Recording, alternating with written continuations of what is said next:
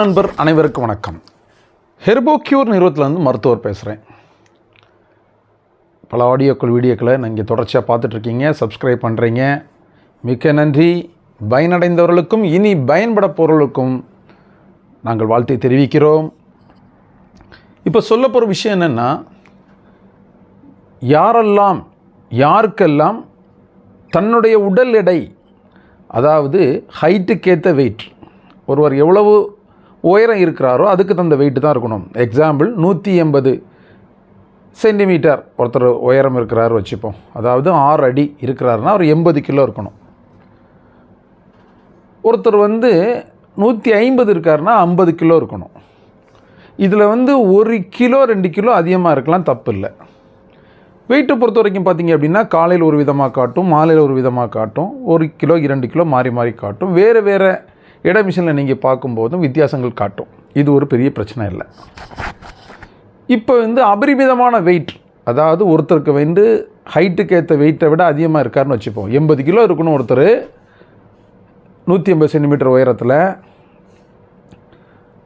ஆனால் அவர் 100 கிலோவோ 110 கிலோவோ இருக்காருன்னு வச்சுப்போம். இதே மாதிரி உள்ளவங்க, அதாவது எக்ஸ்ட்ராவாக வெயிட் அதிகமாக உள்ளவங்க, சதப்பிடிப்பு அதிகம் உள்ளவங்க, வெகு நாட்களாக உடல் ரீதியாக சரீர ரீதியாக அதிகமாக சதைப்பிடிப்பும், தொய்வான சதைகள், தொப்பைகள் பெருசாக போடப்பட்டு உடல் ரீதியாக அதிகமாக தனக்கு அளவுக்கு மீறி இருக்கவங்களுக்காக நம்ம சொல்ல போகிறோம் இந்த வீடியோ ஆடியோவில்.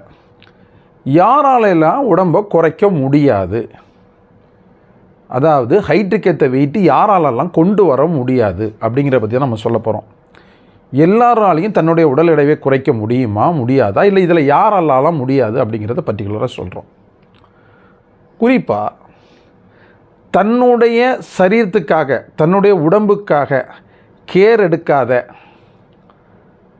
ஸ்டெப்ஸ் எடுக்காத, அதிகப்படியாக தன்னுடைய உடம்பை குறித்து என்ன செய்யலாம், ஏன் இந்த உடம்பு அதிகமாக இருக்குது இப்படின்னு கேர் எடுக்காதவங்களால் இந்த உடம்பை குறைக்க முடியாது. சாப்பாட்டுக்கு மட்டுமே முக்கியத்துவம் கொடுத்து 10 புரோட்டா, 20 இடியாப்பம், பாயா, நெய் தோசை, நெய் roast, fry rice, tandoori chicken, grill chicken, biryani, mutton biryani, இப்படி சாப்பிட்றாங்களே, சாப்பாடுக்கு முக்கியம் கொடுத்து இவங்களாலையும் உடம்பை குறைக்க முடியாது. 10 ரூபாய்க்கு எள்ளு, 20 ரூபாய்க்கு கொள்ளு, 30 ரூபாய்க்கு காண சாப்பிட்டு உடம்பை குறைச்சிடலாம் அப்படின்னு நினைக்கிறாங்க. பார்த்தீங்களா, தன்னுடைய சரீரத்துக்காக உடம்புக்காக யார் செலவு பண்ணாமல் கஞ்சத்தனம் பண்ணுறாங்களோ அவங்களாலையும் உடம்பை குறைக்க முடியாது. டெய்லி காலையில் நான் வாக்கிங் போகிறேன், அதனால் என்னுடைய உடம்பு குறைஞ்சிருமோ அப்படின்னு நினைக்கிறவங்களாலையும் உடம்பை குறைக்க முடியாது. எப்போவுமே நான் ஏசி ரூமில் தான் வேலை பார்ப்பேங்க, என்னால் ஒரு சொட்டு வேர்வை கூட சிந்த முடியாது, என்னால் சூடு தாங்க முடியாது அப்படின்னு சொல்லவங்களாலையும் வெயிட்டு குறைக்க முடியாது. நான் காலையில் இருந்து ஈவினிங் வரை, நைட்டு வரை எப்போவுமே கார்லேயே ட்ராவல் பண்ணுவேங்க, 2 வீலர்லேயே ட்ராவல் பண்ணுவேன், எனக்கு மற்றபடி நான் இது வரைக்கும் நடந்ததோ ஏறினதோ இறங்கினதோ கிடையாது அப்படின்னு நினைக்கிறாலையும் உடம்பை குறைக்க முடியாது. எப்போவுமே நம்ம சந்தோஷம் ஹாப்பியாக ஊரெலாம் சுற்றி, டூர்லாம் போய், பிக்னிக் போய், நண்பர்களோட உல்லாசமாக இருந்து மதுபானங்கள், சிகரெட்டுகள், போதைப் பொருட்கள், வஸ்திரங்கள் இதை எப்போவுமே எடுத்துக்கிட்டு இருக்கப்பட்ட நபர்களாலேயும் உடல் எடையை குறைக்க முடியாது. எந்தவித ஜிம் பக்கமும் போகாதவங்க, எந்தவித கராத்தே கிளாஸோ, இல்லை வீட்டில் ஹோம் ரெடியான எக்ஸசைஸ் பண்ணவோ, இல்லை ஸ்கிப்பிங் போடவோ, குதிரை சவாரி பண்ண முடியாமலையோ, ஸ்விம்மிங் பண்ண முடியாமல் இருக்காங்க பார்த்தீங்களா, இவங்களாலையும் உடல் எடையை குறைக்க முடியாது.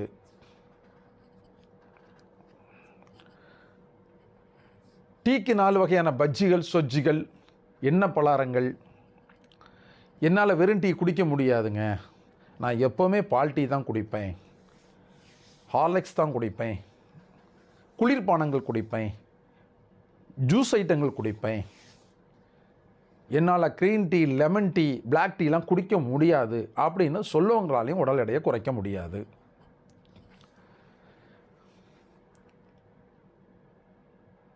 ஏதாவது ஒரு நோய்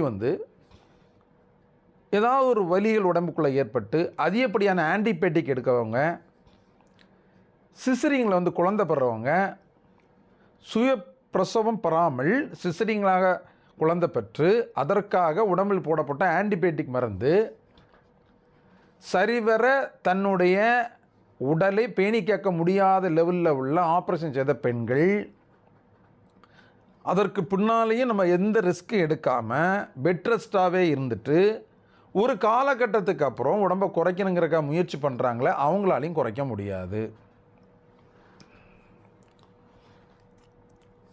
நான் சொல்கிற எல்லாத்துலேயும் எப்போவுமே விதிவிலக்குன்னு ஒரு % இருக்குது. நான் அதை சொல்ல வரல. பெரும்பான்மையான மக்களை பற்றி பேசிக்கிட்டு இருக்கேன். சார் நான் இப்படி இருந்தேன் அப்படி இருந்தேன் நான் குறைச்சிட்டேன் அப்படின்னு நான் உங்கள்கிட்ட கேட்க வரல. குறைச்சிட்டிங்கன்னா ரொம்ப சந்தோஷம். நான் குறைக்காதவங்களை பற்றி பேசிக்கிட்டு இருக்கேன்.